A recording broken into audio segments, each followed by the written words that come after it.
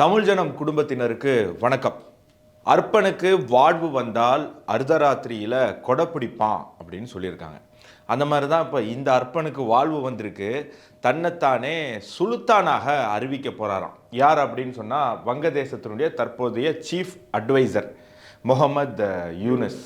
So இந்த முகமது யூனிஸ் சுல்தான் ஆனால் அது வங்கதேசத்துக்கு நல்லதா கெட்டதா, இந்தியாவுக்கு அது எந்த விதமான ஒரு அச்சுறுத்தலை ஏற்படுத்தும், யாரெல்லாம் முகமது யூனிஸுக்கு இதுக்கு ஆதரவாக இருக்காங்க அப்படின்னு பல விஷயங்களை இந்த காணொலியில் பார்க்க போகிறோம். Welcome to beyond headlines. நான் உங்கள் ஆனந்த் டி பிரசாத், என் கூட அபினவும் இருக்கார்.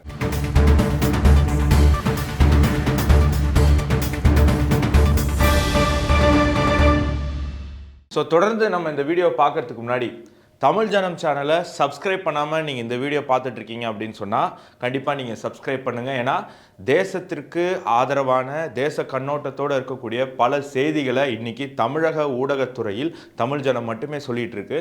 ஸோ மறக்காமல் நம்ம சேனலை சப்ஸ்கிரைப் பண்ணிவிட்டு தொடர்ந்து பாருங்கள். வங்கதேசத்தில் தற்பொழுது அரசியல் அமைப்பு சட்டத்துக்கே மிகப்பெரிய ஆபத்து வந்திருக்கு. ஸோ வங்கதேச அரசியல் அமைப்பு சட்டம் என்ன சொல்லுது அப்படின்னா, 1971 வரைக்கும் வங்கதேசம் பாகிஸ்தானுடைய ஒரு அங்கமாக இருந்தது. அதுக்கு பேரே ஈஸ்ட் பாகிஸ்தான். அதுக்கப்புறம் நமக்கு தெரியும், அந்த இடத்துல ஜனநாயக விரோதமான செயல்கள் நடக்கும்போது வங்கதேச மக்கள் சுதந்திர குரல் எழுப்புறாங்க. பிறகு இந்தியா மேலே பாகிஸ்தான் போர் தொடுக்குது. அதனால இந்தியா பாகிஸ்தானுக்கு எதிராக போர் தொடுத்து 1971 வங்கதேசத்துக்கு சுதந்திரம் வாங்கி தராங்க. அப்படி சுதந்திரம் வாங்கி தந்ததுக்கப்புறம் 1972 பங்களாதேஷ் அப்படின்ற அந்த புதிய நாட்டுக்கு ஒரு அரசியல் சட்ட சாசனம் உருவாக்கப்படுது. அந்த அரசியல் சட்ட சாசனத்தில் என்ன பிரதானமாக சொல்லப்பட்டிருக்கு அப்படின்னா, இங்கே ஒரு ஜனநாயக ஆட்சி தான் அமையும். அடிப்படையில் பங்களாதேஷ் ஒரு ஜனநாயக நாடு அப்படின்னு சொல்லுது. ரெண்டாவது, இது யாருக்கான ஜனநாயக நாடு? இது மத சார்பற்ற ஜனநாயக நாடு. அதாவது நமக்கு தெரியும், பங்களாதேஷில் இஸ்லாமியர்களும் இருக்காங்க, ஹிந்துக்களும் இருக்காங்க. அதனால இது யாருக்குமே சார்பற்ற ஒரு மத சார்பற்ற நாடாக இருக்கும் அப்படின்னு சொல்கிறாங்க. மூன்றாவது என்ன சொல்கிறாங்க அப்படின்னு சொன்னால், இதனுடைய பொருளாதார கொள்கை அது எப்படி இருக்கணும் அப்படின்னா, சோஷியலிசத்தை அடிப்படையாக வச்சுக்கிட்டு இருக்கணும். அதாவது ஏழை பணக்காரன்ற வித்தியாசம் வராமல் இரு தரப்பினரையும் சமமாக பாவித்து வழிநடத்தக்கூடிய ஒரு நாடாக வங்கதேசம் இருக்கணும் அப்படின்னு சொல்லி 1972 அந்த உருவாக்கப்பட்ட அரசியல் சட்ட சாசனத்தில் சொல்லப்பட்டிருக்கு. அதாவது பேரளவுக்கு சொல்லப்பட்டிருந்த ஜனநாயகம், சோஷலிசம் மற்றும் மதசார்பன்மை தற்பொழுது அதே வங்கதேசத்தில் மிகப்பெரிய கேள்விக்குறியாயிருக்கு. அந்த கேள்விக்குறியானதுக்கு முக்கிய காரணம் யாருன்னா, நம்ம காமெடி பீஸு முகமது யூனிஸ். இவர் என்ன பண்ணுறாரு அப்படின்னு சொன்னால், போன ஜூலையில் ஒரு புரட்சி மூலமாக வங்கதேசத்தில் இவர் ஒரு முக்கியமான அரசு பதவிக்கு வரார். அங்கே மக்களால் தேர்ந்தெடுக்கப்பட்ட ஷேக் ஹசீனாவுடைய கவர்மெண்ட்டை ஒரு மாணவர் புரட்சிங்கிற பேரில் ஒரு புரட்சியை தூண்டிவிட்டு இந்த புரட்சி மூலமாக மிகப்பெரிய கலவரத்தை ஏற்படுத்தி, அந்த கலவரம் ஹசீனாவை கொல்லும் அளவிற்கு போய் ஹசீனாவுக்கு வேறு வழி இல்லாமல் தப்பித்து இந்தியாவுக்கு வந்துடுறாங்க. அப்படி ஆட்சியை பிடித்த முகமது யூனிஸ் தற்பொழுது ஒரு ஆண்டு காலம் கடந்து விட்டது. ஸோ போன ஜூலையில் புரட்சி மூலமாக அவர் அங்கே ஆட்சிக்கு வரார். புரட்சின்னு அவங்க சொல்கிறாங்க, ஆனால் உண்மை என்னென்னா கலவரம்.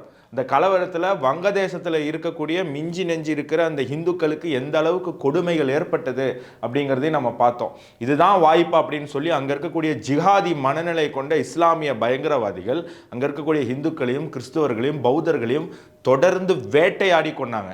பெண்களை கற்பழித்தாங்க, குழந்தைங்களை சுட்டெரித்து கொண்டாங்க. இந்த மாதிரி பல விஷயங்கள் அங்கே நடந்திருக்கு. ஸோ அதற்கு பிறகு ஒரு ஆண்டு கழித்து மீண்டும் ஜூலை வருது. இந்த ஜூலையில் ஜூலை அறிவிப்பு அப்படின்னு ஒரு விஷயத்தை கொண்டு வராங்க. அதாவது ஜூலை டிக்ளரேஷன் அப்படின்னு சொல்லி, அந்த ஜூலை டிக்ளரேஷன் மூலமாக முகமது யூனிஸ் வங்கதேசத்தின் சுல்தானாக மாறப்போறார்.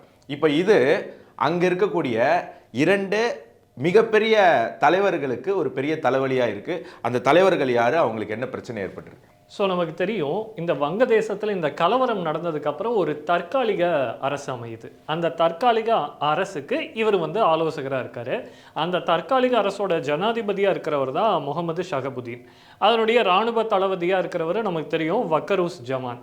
ஸோ இவங்க ரெண்டு பேத்துக்கும் யூனிஸுக்கும் தான் இப்போது பிரச்சனை இருக்குது. நியாயப்படி பார்த்தா என்ன நடந்திருக்கணும்? போன ஜூலையில் ஹசீனா அவர்களுடைய ஆட்சி கவிழ்க்கப்படுது. அப்போ அந்த இன்ட்ரீம் கவர்மெண்ட் எதுக்கு செட்டப் பண்ணுறாங்க அப்படின்னா, நாட்டில் ஃபஸ்ட்டு லா அண்ட் ஆர்டரை கொண்டு வரணும். அப்படி கொண்டு வந்ததுக்கு அப்புறம் மீண்டும் ஜனநாயக முறையில் தேர்தல் நடத்தணும். அந்த தேர்தல் நடத்துறதுக்கான நேரம் இந்த ஜூலையில் தான் வரதா சொல்கிறாங்க. அப்படி வரத்துக்கு முன்னாடியே இவர் தன்னை சுல்தானா அறிவிச்சுக்கணும் அப்படின்றது தான் யூனுஸுனுடைய திட்டம். அந்த திட்டத்துக்கு இன்ட்ரிம் கவர்மெண்ட்டோட ஜனாதிபதிக்கும் பங்களாதேஷினுடைய இராணுவ தளபதிக்கும் கடும் எதிர்ப்பு இருக்கிறதா சொல்கிறாங்க. அதாவது அங்கே நடந்த அந்த கலவரம் இருக்கு இல்லையா, அந்த கலவரம் அந்த அளவுக்கு பெரியதாகுவதற்கு மிக முக்கியமான காரணம் அங்கே இருந்த இராணுவ தளபதி. அவர் ஷேக் ஹசீனாவுக்கு நெருக்கமாக இருந்தவர் தான். ஆனால் அவருக்கும் ஷேக் ஹசீனாவுக்கும் இடப்பட்ட அந்த ஒரு பிரச்சனையின் காரணமாக அப்படி ஒரு மிகப்பெரிய கலவரம் வெடிக்கும் போது இராணுவம் வேடிக்கை பார்த்தது. வேடிக்கை பார்த்ததன் மூலம் முகமது யூனுஸுக்கு அவருக்கு தேவையான பெரிய அளவில் திட்டங்களை அங்கே செயல்படுத்த முடிஞ்சது. அப்போது கிட்டத்தட்ட அந்த ஷேக் ஹசீனா கவர்மெண்ட்டை வீழ்த்துவதற்கு மிக முக்கிய உதவியாக இருந்தவர் இந்த இராணுவ தளபதி. ஸோ அப்படி இராணுவ தளபதியின் உதவியோட தான் இவர் வந்திருக்கார். அப்போ அந்த இராணுவ தளபதிக்கு சில எதிர்பார்ப்புகள் இருக்கும். என்ன? ஷேர், பவரில் ஷேர். எப்படி பாகிஸ்தானில் இப்போ இருக்கக்கூடிய ஷபாஸ் ஷெரீஃபும் அசீம் முனிரும் அவங்களுடைய அந்த அதிகாரத்தை பகிர்ந்து கொள்கிறார்களோ, வரக்கூடிய வெளிநாட்டு பணங்கள் IMF மூலமாக வரக்கூடிய பணங்களை அவங்களுக்குள்ளே பிரிச்சுக்கிறாங்களோ, அந்த மாதிரி இந்த தளபதி என்ன எதிர்பார்த்தாரு, நமக்கும் ஒரு முக்கியமான இம்பார்ட்டண்ட்டான ஒரு பொசிஷன் கிடைக்கும். இங்கே இராணுவ ஆட்சியும் பிளஸ் ஒரு டம்மி, ஒரு பொம்மை பிரதமர் ஆட்சியும் நடக்கும் அப்படின்னு எதிர்பார்த்தாரு. ஆனால் முகமது யூனுஸ்க்கு இருந்த திட்டமே வேற. தன்னைத்தானே சுல்தானாக அறிவிக்க போறாரு அப்படின்னு முகமது யூனுஸ் சொன்னதுனால இப்போ அங்க இருக்கக்கூடிய தளபதிக்கு மிகப்பெரிய பிரச்சனை. இவர் ஒரு ஜனாதிபதியா இருந்தாரு. பட் இவர் என்ன ஆசைப்பட்டாருன்னா, எனக்கு ஒரு கௌரவமான ஒரு பொறுப்பு கிடைக்கணும். பட் இப்போ முகமது யூனுஸ் என்ன பண்ண முயற்சி பண்றாருன்னா, நான் தான் இந்த ஒரு ரீல்ஸ் ஒன்று இன்ஸ்டாகிராமில் டிரைவர் ஒருத்தர் இந்த சின்ன குட்டியான ஓட்டுறவர் சொல்லுவார்ல, நான் தான் அப்படின்னு, அந்த மாதிரி இப்போ வங்கதேசத்தில் நான் தான் அப்படின்னு சொல்லி சுற்றிட்டு இருக்காரு. ஸோ இந்த ரெண்டு பேருக்கும் அது ஒரு மிகப்பெரிய பிரச்சனையாக கிளம்பி இருக்கு. இதில் கவனிக்க வேண்டியது என்ன அப்படின்னா, இந்த சுல்தான் அப்படின்ற வார்த்தைக்கு என்ன அர்த்தம் அப்படின்றத நம்ம ஒரு தடவை பார்த்துடணும். சுல்தான் அப்படின்னா அந்த காலத்தில் ஒரு இஸ்லாமிய அரசரை குறிக்கும் ஒரு வார்த்தை. இப்போ மாடர்ன் டேல யூனுஸ் தன்னை சுல்தானா அறிவிச்சுக்க போறாரு அப்படின்னு சொன்னால் வெறும் தன்னை ராஜான்னு மட்டும் அவர் சொல்லிக்க போகிறதில்ல. அந்த நாட்டையே இஸ்லாமிய ராஜ்யமாக அறிவிச்சு அதுக்கு நான் தான் சர்வாதிகாரி. எந்த மாதிரியான சர்வாதிகாரினா, சுல்தான் மாதிரி சகல அதிகாரங்களுடன் கூடிய ஒரு சர்வாதிகாரி. அந்த சுல்தான் ஆட்சி எப்படி இருக்கும்னா, பயங்கரவாத பாகிஸ்தான், காலிஃபேட் துருக்கி, சிரியாவின் ISIS நடத்தக்கூடிய ஆட்சியை விட மிக கொடூரமாக இருக்கும். ஏன்னா பெண்களுக்கான உரிமைகள் பறிக்கப்படும், பெண்கள் வெளியில் வர முடியாது, பெண்கள் முகம் காட்ட முடியாது, பெண்கள் பள்ளிக்கூடத்தில் போய் படிக்க முடியாது. இப்படி ஏகப்பட்ட ரெஸ்ட்ரிக்ஷன் பெண்களுக்கான ஒரு இது அங்கே வரும். ஸோ இந்த மாதிரி இவ்வளவு மோசமான ஆட்சிகளை விட ஒரு மோசமான ஆட்சியை வங்கதேச மக்கள் வரக்கூடிய காலங்களில் எதிர்கொள்ள போகிறாங்க அப்படிங்கிறதே ஒரு மிகப்பெரிய அதிர்ச்சியை நமக்கு ஏற்படுத்தியிருக்கு. அதை தொடர்ந்து பார்த்தீங்க அப்படின்னு சொன்னால், UN-உடைய ஒரு ரிப்போர்ட், வங்கதேச கலவரத்தை பற்றிய ரிப்போர்ட்டு, அதில் சாப்டர் 6ல் மிக முக்கியமான விஷயங்கள் சொல்லப்பட்டிருக்கு. சாப்டர் 6ல் ஆக்சுவலி என்ன சொல்ல வராங்க அப்படின்னு சொன்னால், இந்த வங்கதேச கலவரம் நடந்தபோது என்னென்ன நடந்திருக்கு அப்படின்றது. யூனுஸ் நம்ம எல்லாருக்குமே தெரியும், அவர் நோபல் பீஸ் பிரைஸ் வாங்கினவர். ஆனால் அவருடைய தலைமையிலான ஜிஹாதி அமைப்புகள் வங்கதேசத்துக்குள்ள புகுந்து இஸ்லாமியர் அல்லாத ஹிந்துக்கள், குறிப்பாக ஹிந்து பெண்கள், இவர்களை கொடூரமாக கற்பழித்து கொலை பண்ணியிருக்காங்க. ஹிந்து குடும்பங்கள் கிராமமாக காலி செய்யப்பட்டிருக்காங்க. இது எல்லாத்தையும் விட மிக முக்கியமான விஷயம் என்ன அப்படின்னு சொன்னால், அரசியல் தலைவர்கள், அதுவும் குறிப்பாக அவாமி லீக், அதாவது நம்முடைய பிரதமர் ஷேக் ஹசீனா அவருடைய கட்சியை சேர்ந்த அரசியல் தலைவர்கள் அசாசினேட் செய்யப்பட்டிருக்காங்க. அதாவது டார்கெட் பண்ணி அவங்கள கொலை பண்ணியிருக்காங்க. ஸோ இப்படி செஞ்சதன் மூலமாக மட்டும்தான் இவங்க அந்த அரசாங்கத்தை டாப்பிள் பண்ணி கலவரத்தை அதிகமாக்கி ஆட்சியை பிடிக்க முடிஞ்சது அப்படின்னு அந்த ரிப்போர்ட்டில் இருக்குது. அது மட்டும் இல்லாமல் கூடுதலாக அந்த ரிப்போர்ட்டில் என்ன சொல்லியிருக்குன்னா, இந்த இன்ட்ரீம் கவர்மெண்ட்டே வங்கதேசத்துக்கு ஒரு ஆபத்து தான். அதனால் மிக விரைவில் அங்கே தேர்தல் நடத்தி மீண்டும் ஜனநாயக முறையான ஒரு ஆட்சியை அங்கே ஏற்படுத்துவதற்கு அங்கே இருக்கக்கூடிய இன்ட்ரீம் கவர்மெண்ட்டு முயற்சி செய்யணும். எவ்வளோ சீக்கிரம் முடியுமோ அவ்வளோ சீக்கிரம் அதை நடத்தணும் அந்த தேர்தலை அப்படின்னு சொல்லியிருக்காங்க. பட் அது எதுவுமே நடக்கலை. இப்போ நம்ம தொடர்ந்து பார்த்தோம் அப்படின்னு சொன்னால், இப்போ யூனிஸ் என்ன முயற்சி பண்ணுறாருன்னா, அங்கே தேர்தலே இல்லாத ஒரு சூழ்நிலை உருவாக்க முயற்சி பண்ணுறாரு. அப்போ தான் அவரால் அங்கே சுல்தான் ஆக முடியும். அப்பதான் அந்த ஜூலை டிக்ளரேஷன்ல முழு பவரையும் தனக்காக அவர் அங்க உருவாக்க முடியும். ஆனா அவருக்கு அங்க இருக்கக்கூடிய ஒரு மிகப்பெரிய சேலஞ்ச் என்ன அப்படின்னு சொன்னா, யூனிஸுக்கு வெறும் 5% வங்கதேச மக்கள் தான் சப்போர்ட். இதுல ஒரு முக்கியமான விஷயம் இருக்கு. ஏன் வந்து அவர் தன்னை சுல்தானா அறிவிச்சுக்கணும் அப்படின்ற ஒரு கேள்வி வருது. இது வந்து வெறும் அதிகாரத்துக்காக மட்டும் கிடையாது. ஏற்கனவே நாம பார்த்த அந்த UN ரிப்போர்ட், அதுல சொல்லப்பட்டிருக்கக்கூடிய விஷயங்கள் இதெல்லாம் யாருக்கு எதிரானது அப்படின்னு பார்த்தா ஆப்வியஸாக யூனுஸுக்கு எதிரானது. இப்போது வங்கதேசத்தில் எலெக்ஷன்னு ஒன்று நடந்து அதில் அவாமி லீகோ அல்லது பங்களாதேஷ் நேஷனல் பார்ட்டியோ ஜெயிச்சு ஆட்சிக்கு வந்துட்டா அவங்க ஃபஸ்ட்டு இதை பற்றி தான் என்கொயர் பண்ணுவாங்க. அப்படி என்கொயர் பண்ணால் அதில் யூனுஸ் வந்து கன்விக்ட் ஆகிறதுக்கு 100% வாய்ப்பு இருக்குது. ஆனால் யூனிஸ் என்ன பண்ணியிருக்காருன்னு பாருங்கள். அவர் இன்டர்ம் கவர்மெண்ட் உருவாக்கின உடனே அவர் செஞ்ச முதல் விஷயமே அங்கே அவாமி லீகு தேர்தலை சந்திக்க முடியாது தடை போடுறது தான். ஸோ அங்கே இருந்த மிகப்பெரிய 2 கட்சிகளில் ஒரு கட்சியை தேர்தலை சந்திக்க முடியாது அப்படின்னு சொல்லிட்டாங்க. உடனே பங்களாதேஷ் நேஷனலிஸ்ட் பார்ட்டி ரொம்ப சந்தோஷப்பட்டாங்க. ஆஹா, இனி நாம மட்டும்தான் திருப்பி அதை இனி நான் தான் அப்படிங்கிற மாதிரி அவங்களும் வந்து ரொம்ப சந்தோஷப்பட்டாங்க. ஆனால் என்ன ஆயிடுச்சுன்னா, இப்போ யூனிஸ் தேர்தலே இல்லைன்னு சொல்லிட்டாரு. இப்போது எந்த யூனிஸுக்கு ஆதரவாக இருந்தாங்களோ இந்த பிஎன்பி பார்ட்டி, எப்படி இந்த கலவரத்தை யூனிஸ் வந்து தன்னுடைய ஸ்லீப்பர் செல்ஸ் மூலமாகவும் அங்கே இருக்கக்கூடிய ஜமாத்துகள் மூலமாகவும் ஜிஹாதிகள் சிந்தனை உள்ள இஸ்லாமிய பயங்கரவாதிகள் மூலமாகவும் தொடங்கினாரோ அந்த போராட்டத்துக்கு பிஎன்பி பார்ட்டி சப்போர்ட் பண்ணிச்சு. எப்படி இங்கே இருக்கக்கூடிய இந்தியாவில் இருக்கக்கூடிய காங்கிரஸ் கட்சி இந்தியாவை துண்டாடணும், பாரத் தேரே துக்குடே துக்குடே அப்படின்னு சொல்லக்கூடிய பாரத நாட்டை துண்டாக்குவோம் அப்படின்னு ஓப்பனாக பப்ளிக்காக சொன்னவங்களோடலாம் கை கோர்த்து இன்னைக்கு காங்கிரஸ் ஆட்சிக்கு வருவதற்காக ஒரு விளையாட்டு, ஒரு ஆட்டத்தை ஆடுதோ அந்த மாதிரி அங்கே பிஎன்பி விளையாடிச்சு. பிஎன்பி எதுக்காக விளையாடிச்சு? நான் ஆட்சிக்கு வர முடியுங்கிற நம்பிக்கையில் அந்த அம்மா விளையாடிச்சு. ஆனால் தற்போது அந்த அம்மாவுக்கே ஆப்படித்து விட்டார் முகமது யூனிஸ். தேர்தலே கிடையாது, போயிட்டு வாங்க அப்படின்னு சொல்லியாச்சு. ஸோ இது வந்து மீண்டும் ஒரு மிகப்பெரிய அச்சுறுத்தல் வங்கதேசத்தில் இருக்கக்கூடிய பொதுமக்களுக்கு மனதில் ஏற்பட்டிருக்கு. ஏன்னா சுல்தான் ஆயிட்டார்னா அடுத்து என்னென்ன சட்டங்கள் கொண்டு வருவார் அப்படின்னு சொல்லி. இதுக்கு நடுவில் இவ்வளவு பிரச்சனைகள் நடக்குது, அதுவும் வெளிப்படையாக நடக்குது. இதுக்கு நடுவில் ஒரு கூத்து நடக்குது. அபினவ் அவர் வந்து இங்கிலாந்து போறாரு. அவர் ஏற்கனவே சொன்ன மாதிரி அவர் தான் நோபல் பீஸ் பிரைஸே வாங்கிட்டார்ல.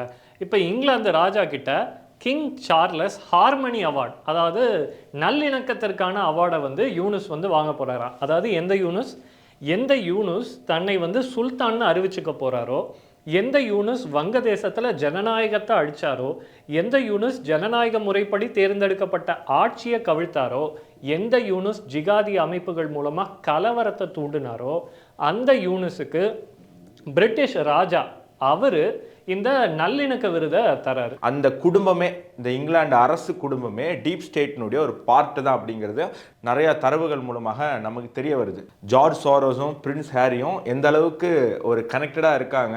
அவங்களுடைய அந்த எப்படி இங்கிலாந்து வந்து உலகத்தையே ஆட்சி பண்ணணும்னு நினச்சி ஒரு 40% தான் அது அவங்களால நிறைவேற்ற முடிஞ்சுது. அதனால இப்போ மீண்டும் அவங்க டீப் ஸ்டேட் மூலமாக இந்த திட்டத்தை திருப்பி கொண்டு வந்திருக்காங்க. திருப்பி உலகத்தை ஒரு பேரலல் கவர்மெண்ட் மூலமாக ஆளணும். அதாவது நம்மளுடைய டம்மி கவர்மெண்ட் எல்லா நாட்டிலையுமே அமைக்கணும். இனி நேரடியாக போய் காலனைஸ் பண்ணாமல் அங்கே இருக்கக்கூடிய வீக்கான ஒரு அரசியல் கட்சியை வந்து நம்ம தேர்ந்தெடுத்து அந்த கட்சிக்கு ஃபண்ட் பண்ணி அங்கே தேசிய கண்ணோட்டத்தோடு இருக்கக்கூடிய அரசுகளை கவுழ்க்கணும். அதாவது அந்த அரசுகளை பற்றி குறை சொல்கிறது, அது ஒரு நாடே இல்லைன்னு சொல்கிறது. இப்போ இந்தியாவினுடைய எதிர்க்கட்சி தலைவர் என்ன சொல்கிறாரு? இந்தியா ஒரு நாடே இல்லைன்னு சொல்கிறாரு. ஸோ இந்த மாதிரி இருக்கக்கூடிய ஆட்களெல்லாம் செலக்ட் பண்ணி அவங்களுக்கு வந்து பணம் கொடுத்து அவங்கள இந்த டீப் ஸ்டேட்டினுடைய ஒரு பார்ட் ஆக்கி அவங்க வந்து இன்னைக்கு பேரலான ஒரு கவர்மெண்ட்டை கொண்டு வர பார்க்குறாங்க. ஸோ அதை தான் வந்து இப்போது முகமது யூனிஸ் மூலமாக வங்கதேசத்தில் இவ்வளவு கன்றாவித்தனம் பண்ணுற இந்த அர்ப்பனுக்கு அவங்க வந்து ஹார்மனிக்கான விருது கொடுக்குறாங்க அப்படிங்கிறது ஒரு மிகப்பெரிய ஒரு காமெடியாக இருக்குது. அந்த விருதுக்கான மரியாதையே போயிடுச்சு அப்படின்னா. முகமது யூனிஸுக்கும் வங்கதேச மக்களுக்கும் நடக்கக்கூடிய அந்த சண்டையில் முகமது யூனிஸுக்கு 2 முக்கிய நாடுகள் சப்போர்ட் பண்ணுது. ஒன்று அமெரிக்கா, ஒன்று சைனா. இந்த 2 நாடுகளுமே அவங்களுக்குள்ள நிறைய பிரச்சனைகள் இருக்குது. ஆனா இந்த விஷயத்துல முகமது யூனிஸுக்கு சப்போர்ட் பண்றாங்க. அந்த வெளிப்படையில பார்த்தோம் அப்படின்னு சொன்னா அமெரிக்காவும் சீனாவும் சண்டை போட்டுக்கிட்டே இருக்காங்க. அது ஏன் அப்படின்றது நம்ம எல்லாருக்குமே தெரியும். ஆனா இந்த 2 நாட்டுக்குமே ஒரு காமன் கோல் இருக்கு. அது என்ன கோல் அப்படின்னா, இந்தியா வளர்ந்துடக்கூடாது. அமெரிக்காவை பொறுத்த வரைக்கும் சீனா ஒற்றை தலைவலி, அதுவே போதும், எனக்கு திரும்ப இந்தியா அப்படின்ற புது நாடு காம்படிட்டராக வந்துடவே கூடாது. சைனாவை பொறுத்த வரைக்கும் எனக்கு அமெரிக்காவும் கூடாது, இந்தியாவும் வளர்ந்துடக்கூடாது. ஏன்னா இந்தியா சீனாவுக்கு பக்கத்தில் இருக்கக்கூடிய நாடு, சீனாவோட ஆதிக்கத்தை எதிர்க்கக்கூடிய சக்தி பெற்ற நாடு. அதனால இந்த நாடும் நிம்மதியாக இருந்துடக்கூடாது, வளர்ந்துடக்கூடாது அப்படின்றதுல அந்த நாட்டுக்கும் மிகப்பெரிய அக்கறை இருக்கு. இப்போ இவங்க 2 பேரும் என்ன பண்ணுறாங்க அப்படின்றத பார்ப்போம். ஏற்கனவே டீப் ஸ்டேட் மூலமாக இவங்க தான் வங்கதேசத்தில் இந்தியாவோட நட்புறவை மேற்கொள்ளணும் அப்படின்னு நினச்ச அந்த அரசாங்கத்தை வந்து கவிழ்த்துட்டாங்க. கவிழ்த்ததுக்கப்புறம் இப்போ யூனுஸ்க்கு இவங்க 2 பேருமே பேக்கிங். அந்த பேக்கிங்கில் தான் தன்னை சுல்தான்னு டிக்ளேர் பண்ணிக்கக்கூடிய அந்த தைரியம் யூனுஸ்க்கு வந்திருக்கிறதா சொல்கிறாங்க. பிரச்சனை இதோட முடியல. சுல்தான் ஆயிட்டாருன்னா யூனுஸை வச்சு இவங்க எப்படி காயை நகர்த்துறாங்க அப்படின்னா, இந்தியாவுக்கு எதிராக பங்களாதேஷில் இருக்கக்கூடிய சிட்டகாங் துறைமுகம், சிட்டகாங்ன்றது இந்தியாவில் எப்படி மும்பையோ அந்த மாதிரி பங்களாதேஷுக்கு அது வந்து பாம்பே மாதிரி, அந்த சிட்டகாங் துறைமுகம், அதே போல் செயின்ட் மார்ட்டின் தீவு, இந்த 2 முக்கியத்துவம் வாய்ந்த பகுதிகளை அமெரிக்காவுக்கு ஒரு தேர்ட் பார்ட்டி மூலமாக லீஸுக்கு விட போகிறதா பேசிக்கிறாங்க. தேர்ட் பார்ட்டி அப்படின்றது டைரெக்டாக அமெரிக்கா எடுத்துக்காது.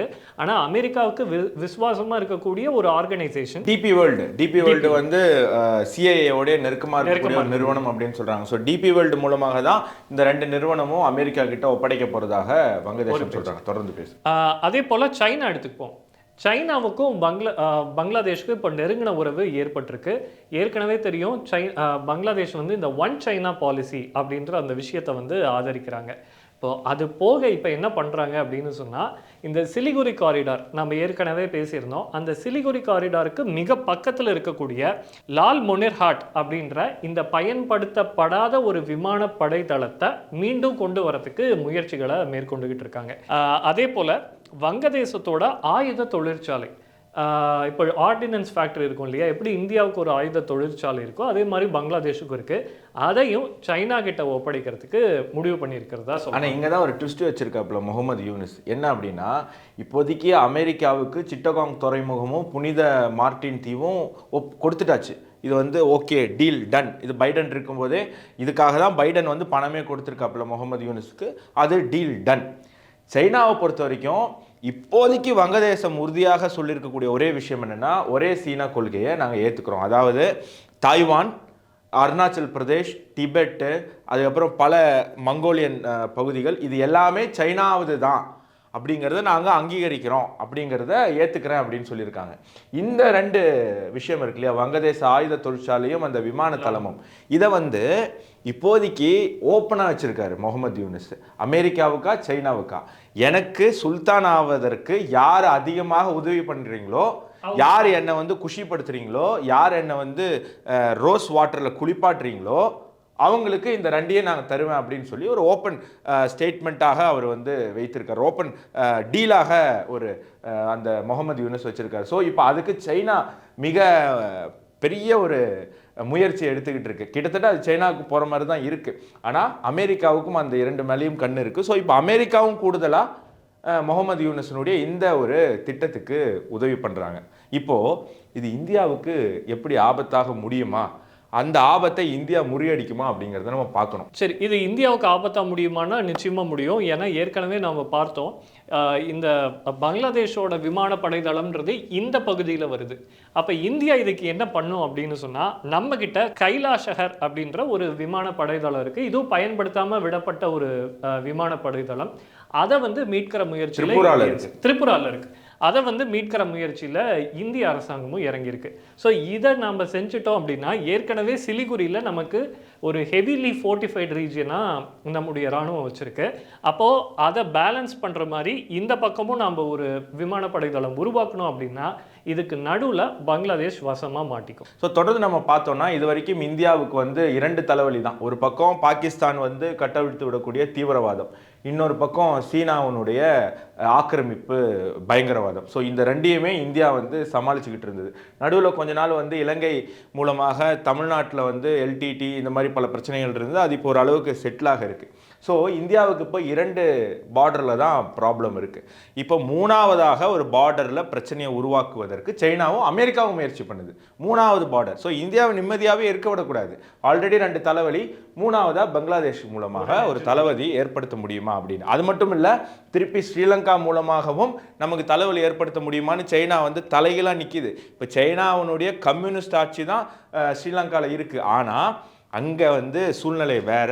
இந்தியாவினுடைய ஜெய்சங்கர் ஆகட்டும், இந்தியாவினுடைய பிரதமராகட்டும் அதை சிறப்பாக கையாண்டு இன்னைக்கு அங்கே இருக்கக்கூடிய அந்த முக்கிய தலைவர்களை வந்து இலங்கையினுடைய தலைவர்களை நமக்கு ஆதரவாக மாற்றி வச்சிருக்கோம். ஸோ சைனாவினுடைய இந்த பெரிய திட்டங்கள் ஸ்ரீலங்காவில் எடுபடலை.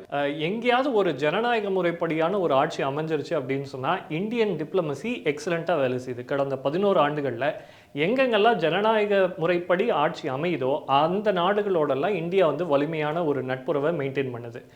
ஆனால் பங்களாதேஷும் அப்படி தான் இருந்தது. உடனே அங்கே ஆட்சியை கவுத்துட்டாங்க. இப்போ ஸ்ரீலங்காவில் ஜனநாயக ஆட்சி அமைஞ்சிருக்கு. அது இந்தியாவோட நெருக்கமாக இருக்குது. கம்யூனிஸ்ட் ஆட்சியாக இருந்தாலும் நெருக்கமாக இருக்குது. இப்போ அடுத்தது அங்கேயும் ஏதாவது பண்ணுவாங்களோன்ற அச்சம் எனக்கு தனிப்பட்ட முறையில் ஏற்பட்டுருக்கு. ஸோ இந்த 3 ஃப்ரண்ட் வார் இந்தியாவுக்கு வந்தது அப்படின்னு சொன்னால், இந்தியாவு நமக்கு தெரியும் ஜனத்தொகையில் மிகப்பெரிய ஒரு நாடு. நம்மக்கிட்ட வளமும் இருக்குது, பலமும் இருக்குது. இப்போ வந்து இராணுவ கருவிகளும் நம்மக்கிட்ட நிறையா வந்துக்கிட்டே இருக்குது. ஆனாலும் அதெல்லாம் அந்த எக்யூப்மெண்ட்ஸ்லாம் பயன்படுத்த நமக்கு ஆட்கள் தேவை. இன்றைக்கி இந்தியாவில் கடந்த 10 ஆண்டுகளில் நடந்த ஆட்சியினுடைய ஒரு முக்கியமான விஷயம் என்ன அப்படின்னா, அதிகமான வேலை வாய்ப்புகளை உருவாக்குவது. அதாவது சில பேர் என்ன சொல்லுவாங்கன்னா, தனக்கு பிடிச்ச வேலை கிடைக்கலனாலே தன்னை அன்எம்ப்ளாய்டாக கருதிக்கிறாங்க. அதாவது இப்போ நான் ஒரு வேலைக்கு போகிறேன்னா 50,000 ரூபா சம்பளம் கிடைக்குதுன்னு வச்சுப்போமே, ஆனால் அது எனக்கு பிடிச்ச வேலை இல்லை. நான் வந்து ஒரு சினிமா டைரக்டர் ஆகணும்னு ஆசைப்பட்றேன், ஆனால் நான் வந்து ஒரு ஐடி கம்பெனியில் வேலை செய்கிறேன்னா என்னை பொறுத்த வரைக்கும் அந்த ஐடி கம்பெனியில் நான் செய்கிற வேலை எனக்கு வேலையே இல்லை. ஆனால் அப்படி கிடையாது. இந்தியாவில் வேலை வாய்ப்பு கொட்டி கிடக்கு. ஏன் ஸ்விக்கி ஜொமேட்டோவே எடுத்துக்கோங்களேன். ஸ்விக்கி ஜொமேட்டோலேயே வந்து 50,000 60,000 மாதம் சம்பாதிக்கக்கூடிய இளைஞர்கள் இருக்காங்க. அதுவும் ஒரு வேலை தான். ஆனால் அது அவங்களுடைய விருப்ப வேலை இல்லைங்கிறதுனால அதுக்கு வேலை போகிறவங்க கூட தன்னை அன்எம்ப்ளாய்டாக நினச்சிக்கிறாங்க. ஸோ இது ஒரு மிஸ்கன்செப்ஷன் இருக்குது. அதுக்காக நான் சொல்ல வரேன், இந்தியாவில் இன்றைக்கி ஏகப்பட்ட வேலை வாய்ப்புகள் இருக்குது. ஸோ அதனால் இராணுவத்துக்கு போகிறது ஒரு கேள்விக்குறியாக இருக்கும். ஏன்னா எனக்கு வந்து ஏன் ரிஸ்க் எடுக்கணும், என் உயிரை நான் ரிஸ்க் எடுத்துகிட்டு ஏன் இராணுவத்துக்கு போகணும், எனக்கு தான் இவ்வளோ வேலை வாய்ப்புகள் இருக்கு இங்கே. ஸோ அப்படி இருக்கும்போது இந்தியாவுக்கு இராணுவத்திலையும் நேவிலையும் ஏர்ஃபோர்ஸ்லேயும் மக்கள் சேருவதில் ஒரு சிக்கல் ஏற்படும்ங்கிறத கெஸ் பண்ணிவிட்டு இந்தியாவினுடைய பாதுகாப்பு படை தளபதிகள் அதிகாரிகள் எல்லாம் அரசாங்கத்துக்கிட்ட ஒரு கோரிக்கை வைக்கிறாங்க. நம்ம வந்து இப்போ இராணுவத்தில் ஒருத்தர் சேர்ந்தார்னா 15-18 வருஷம் சர்வீஸ் பண்ண வேண்டியிருக்கு. இதனாலே நிறைய பேர் சேருவாங்களா அப்படிங்கிறது ஒரு கேள்விக்குறியாகுது. ஸோ அதை நம்ம ஷார்ட் பண்ணணும். ஒரு 4 வருஷம், ஒரு 8 வருஷம், இப்படி பல கேட்டகரியில் நம்ம கொண்டு வந்தோம்னா ஒரு ஷார்ட் டேர்முக்குனா நிறைய பேர் வருவாங்க. வந்தவங்க அந்த வேலையை பிடிக்கும்போது வந்த 100%ல் 60% கேரி ஃபார்வர்ட் பண்ணுவாங்க, அவங்க கண்டினியூ பண்ணுவாங்க. அப்படிங்கிற ஒரு திட்டத்தை கொண்டு வரணும் அப்படின்னு இன்னைக்கு இருக்கக்கூடிய மோடி அரசுக்கிட்ட வைத்த கோரிக்கை. மோடி அரசு அக்னிபத் ஸ்கீமை கொண்டு வராங்க. ஸோ முப்படைகளிலையும் ஒரு ஷார்ட் டேர்ம் ஸ்கீம் 4 வருஷம் சேரலாம். ஆனால் அதுக்கான ஆணுகூல்யங்கள் எல்லாம் சேம். நீங்கள் 18 வருஷம் சர்வீஸ் பண்ணுறவங்களுக்கும் 4 வருஷம் சர்வீஸ் பண்ணுறவங்களுக்கு எந்த டிஃப்ரென்ஸுமே இல்லை. சேலரியிலேருந்து அவங்களுக்கு கொடுக்கக்கூடிய பென்ஷன் செட்டில்மெண்ட்லேருந்து அவங்களோட இன்சூரன்ஸ்லேருந்து எல்லாமே கிட்டத்தட்ட சேம். அங்கே பார்ஷியாலிட்டியே கிடையாது. ஆனால் 4 வருஷம் போது நிறைய இளைஞர்கள் சேருவாங்க. அப்போது இந்தியாவுடைய இராணுவம் பலமாகும். ஒரு 10 வருஷம் கழித்து 3 முனையிலையும் போர் வரும்போது இந்திய இராணுவத்துக்கிட்ட என்ன ஆகும், பலம், மனித வளமும் அதிகமாக இருக்கும். ஸோ அதனால இந்த அக்னிபத் ஸ்கீமை கொண்டு வந்தாங்க. இப்போ இந்த அக்னிபத் ஸ்கீமை இந்தியாவில் எதிர்க்கக்கூடிய எதிர்க்கட்சிகள் என்ன பண்ணுதுன்னா, சைனா இதை கெஸ் பண்ணுது. இந்தியா அக்னிபத் ஸ்கீம் மூலமாக நிறைய பேரை வேலைக்கு எடுத்தோம்னா நாளைக்கு போர் வந்ததுன்னா நமக்கு பிரச்சனை. ஏன்னா நம்ம ஊரில் இருக்கிற இராணுவ வீரர்கள்லாம் கட்டாயத்தின் அடிப்படையில் வரான். 2 வருஷம் 3 வருஷம் கட்டாயமாக படிப்பு முடிச்ச உடனே இராணுவத்துக்கு வரணும் அப்படிங்கிற கட்டாயத்துக்கு வரான். அவனுக்கு டிசிப்ளின் கிடையாது. ஆனால் அக்னிபத் அப்படி கிடையாது. அக்னி வீரர்கள் அப்படி கிடையாது. ஒவ்வொரு அக்னி வீரர்களும் அவனை வந்து ஒரு இராணுவ வீரனாக அவன் மனசில் அந்த சபதத்தை ஏற்று பாரத மாதாவை காப்பாற்றுவேன், என் உயிரை கொடுத்து காப்பாற்றுவேன், என் இந்திய மக்களை என்ன ஆனாலும் ஒரு எதிரியினுடைய புல்லட் கூட என் இந்திய மக்கள் மேலே விழமாட்டேன் அப்படின்னு சொல்லி சபதம் எடுத்துகிட்டு வரவே அக்னி வீரர்கள். அவனுக்கும் சைனாவில் வந்து கட்டாயத்தின் அடிப்படையில் வர இராணுவ வீரனுக்கும் வித்தியாசம் உண்டு. அதை மோப்பம் பிடித்த சைனா இந்தியாவில் அக்னிவீர் ஸ்கீமை கொண்டு வரும்போது அதுக்கு எதிராக செயல்படுத்தணும்னு ஒரு விஷத்தை அப்படி துப்பி விடுறான்.